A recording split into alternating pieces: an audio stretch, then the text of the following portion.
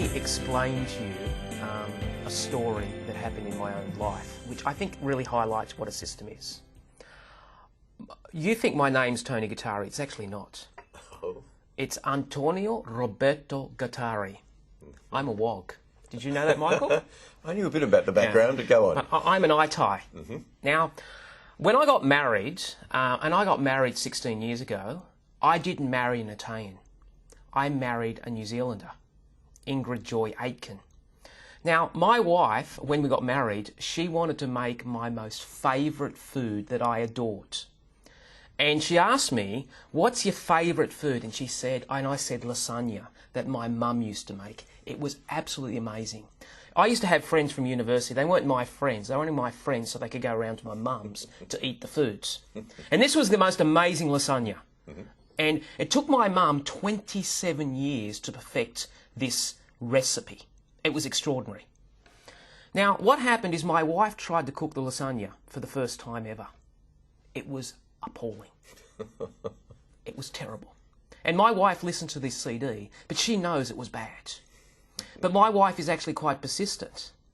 And what then happened is that she, after a little time, she rang up my mum one day and she said, when are you going to cook the lasagna? Now, here was the challenge. My mum can't speak English. My wife can't understand Italian. My mum can't write English. My wife can't read Italian. But my wife realised that the key was observation. So she went to my mum's place on a Saturday afternoon and asked my mum to make this lasagna. And what she did was amazing. She followed her around and wrote everything. Now I can tell you unashamedly, Michael, that my wife, who is not Italian, who hasn't had 27 years of heritage, of living in a small fishing village in Italy, can now make better lasagna than my mother. Because you know what the system is? It's the recipe. And what I'm suggesting is the reason it is so important to systemize your business is because if you don't systemize, you're kidding yourself. You don't have a business, you just have a job. Because you can't grow the business because you are the business. And that's very frustrating, isn't it? Because you can hear all this wonderful advice from me on how to sell and market your business. But you don't want to grow it because you're in so much pain at the moment. You're actually working 80 hours a week. And you're saying, Tony, I don't want to hear you about how to grow my business because I don't want to grow my business anymore, because if I grow my business anymore, I'm never going to see my family and wife. So here's the key. You've got to upgrade the engine before you accelerate the vehicle. Upgrading the engine is taking a 4-cylinder 1300cc Volkswagen engine and dropping a Porsche turbocharged engine in the same cavity. That's the importance of business systems. Right. Now, you have half a dozen rules in terms of systemising. Yeah, if I was to give the listeners just really 6 simple principles when they're actually going to build systems, these are some of the principles that I would apply. Number 1, do the systems support the vision? Now, there's a basic assumption there that you actually have a vision. Yeah. So probably the listeners are saying, well, we don't really have a vision. I think you've got to create your vision before you build the systems, because your systems are there to replicate the vision when you're not there. Number 2, do they actually help define the brand, and do they create a consistent level of service? Now, I'll give you an example of this. Back about 9 years ago, one of the most amazingly and sexy franchises that you could buy was McDonald's. Now, a lot of people who are really smart always wanted to buy a McDonald's franchise. And there was at one stage, a 9-year waiting list for a McDonald's franchise. But it was really interesting because other competitors were offering a better return on investments, but everybody wanted a McDonald's franchise. And you know the reason why? Is that once you actually bought a McDonald's franchise, Once you had worked in the business for a year as part of your franchise agreement, the franchise agreement said this. It said that you only have to work 1 day a year to keep your business. See, McDonald's is not a restaurant.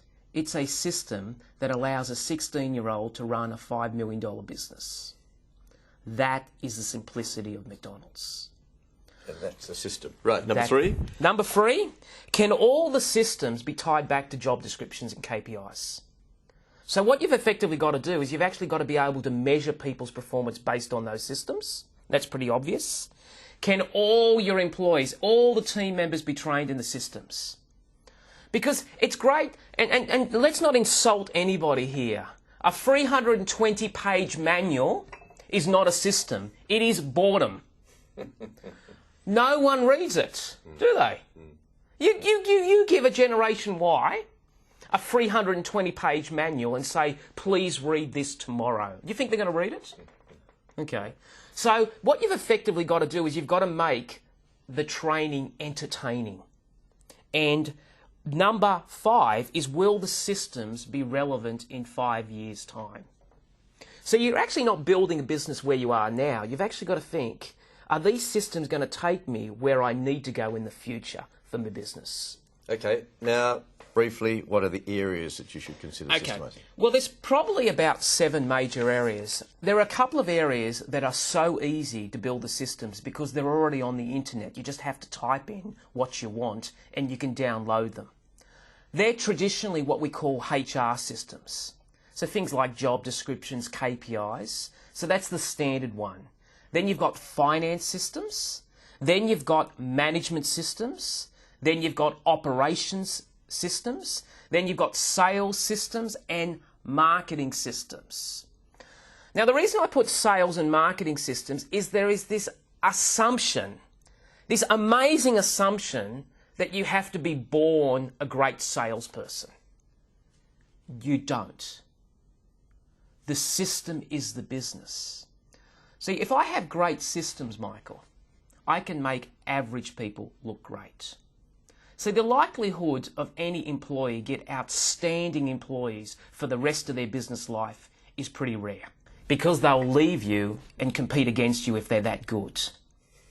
So what I've actually got to do is I've got to build a system which is so great that the business is the system. And the great thing is the system looks after the team looks after the customer, and the customer pays the owner. So effectively, the owner has a responsibility to be the system creator, developer, and maintainer. Because if you've got the right system, you'll have a great business.